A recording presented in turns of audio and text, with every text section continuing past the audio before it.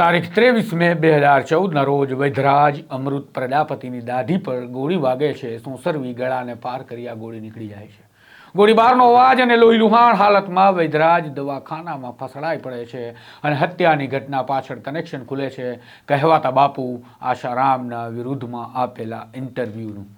10 વર્ષ પહેલા વૈધરાજની હત્યા કરી ફરાર થયેલો આશારામનો ચેલો ગેલમાં હતો કે પોલીસ 10 વર્ષમાં ન શોધી શકી તો હવે તે શું શોધી શકવાની છે. પણ તે ભૂલતો હતો કે પોલીસ ક્યારેય ભૂલવાની ભૂલ કરતી નથી.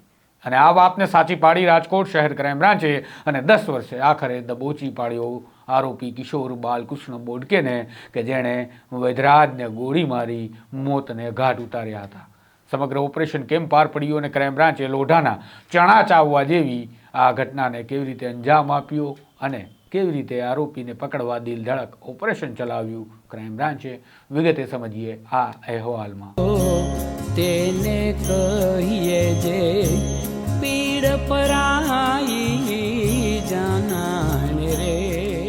નમસ્કાર, હું છું આપની સાથે તુષાર બસિયા. નવજીવન ન્યૂઝમાં આપનું સ્વાગત છે. 8 મહિનાથી રાજકોટ શહેર ક્રાઇમ બ્રાન્ચની ટીમ એક ઓપરેશન ચલાવી રહી હતી. આ ઓપરેશનના ટાર્ગેટમાં હતા આસારામના રજિસ્ટર 400 કરતાં વધારે આશ્રમ.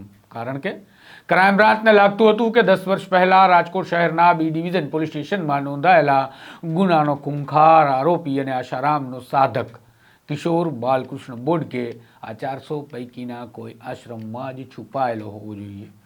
આરોપી કિશોરના કાંડ વિશે વાત કરીએ તો આશારામ અને નારાયણ સાંઈની ધરપકડ થઈ ત્યારે રાજકોટ શહેરના આર્યનગર નજીક આવેલા આયુર્વેદિક દવાખાનામાં જઈ વૈધરાજ અમૃતભાઈ પ્રજાપતિને ગોળી મારી તેમની હત્યા નિપજાવવા અને સુરતમાં પણ આશારામ કેસના સાહેદ પર એટેક કરવા અને એસિડના હુમલાની ઘટનાને અંજામ આપવા જેવી કેટલીય ઘટનામાં કિશોરની સંડોવણી ખુલી હતી.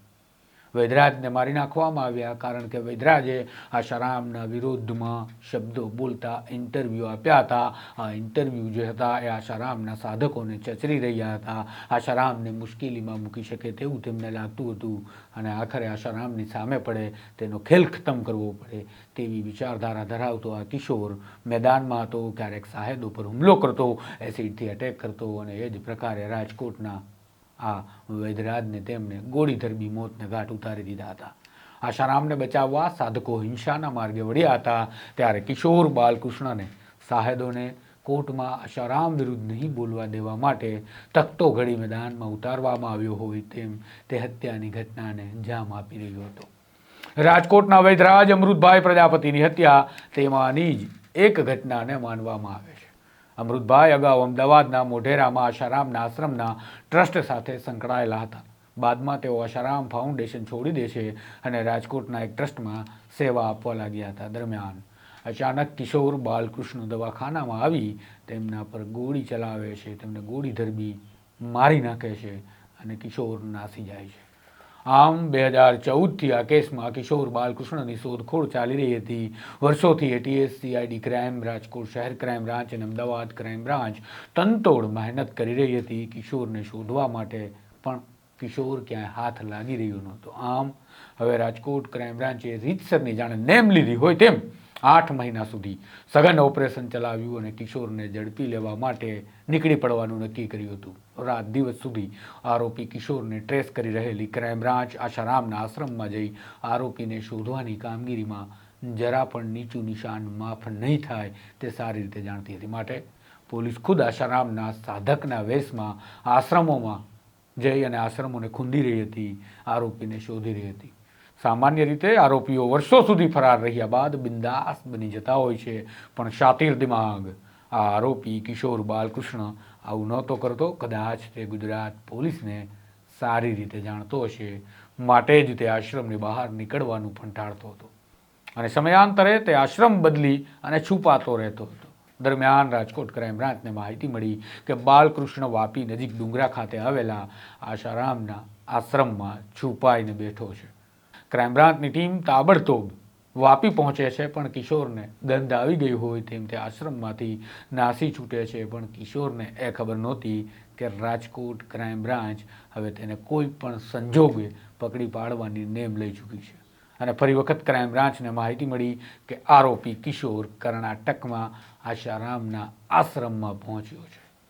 ક્રાઇમ બ્રાન્ચના અધિકારીઓ PI MR Gondaliya, PI ML Damor અને PSI અનિરુદ્ધસિંહ પરમાર તેમજ MK મોવલિયા કે જે આ સમગ્ર ઓપરેશન પર 8 મહિનાથી કામ કરી રહ્યા હતા તે સમજી ગયા હતા કે કર્ણાટકમાં આશારામના આશ્રમમાં આરોપીને પકડવા જવો અને ત્યાંથી તેને ગુજરાત પહોંચવો એટલે ખાંડ ખાધા જેવી સરળ વાત નથી. પોલીસ અધિકારીઓની ભીતિ સ્વાભાવિક પણ હતી, કારણ કે આશારામના સાધકો દ્વારા કરવામાં આવેલા તોફાન અને હિંસા સૌ કોઈ લોકોએ જોઈ હતી. માટે સાધકના વેશમાં ક્રાઇમ બ્રાન્ચે પોલીસ જવાન જલદીપસિંહ, સુભાષસિંહ, અર્જુન ડવ, વિજયરાજસિંહ અને સંજય ખાખરિયાને કર્ણાટકના કાલાબગોડી ખાતે આવેલા આશારામના આશ્રમમાં મોકલતા પહેલાં બધી જ બાબતોથી અને પેદા થઈ શકે તેવા સંજોગોથી વાકેફ કરવામાં આવ્યા હતા. જરા પણ ભય વગર આશ્રમમાં સાધકના વેશમાં પહોંચેલા ક્રાઇમ બ્રાન્ચના જવાનોએ કિશોર બાલકૃષ્ણ પર મીટ માંડી 1.5 દિવસ સુધી તપસ્યા કરી અને આખરે કિશોર આ ટીમને દેખાઈ ગયો. ટીમે વિચાર્યું કે આપણે કિશોરની ધરપકડ સમયે ઘર્ષણથી બચવા માટે તેને આશ્રમની બહારથી પકડીએ, પણ કિશોર આશ્રમ છોડે એ વાતમાં માલ નહોતો. હવે આ બધું પોલીસને સમજાતું હતું અને હવે શરૂઆત થઈ રહી હતી દિલ ધડક ઓપરેશનને આખરી તબક્કામાં શરૂ કરવાની. ક્રાઇમ બ્રાન્ચના અધિકારીઓએ ટીમને આદેશ આપતા જ જોખમભર્યા માહોલમાં આશ્રમમાંથી જ કિશોરને ઉઠાવી લેવામાં આવ્યો અને તાબડતોબ સ્થાનિક પોલીસ સ્ટેશનને જાણ કરવાની કામગીરી પણ પૂરી કરી લેવામાં આવી.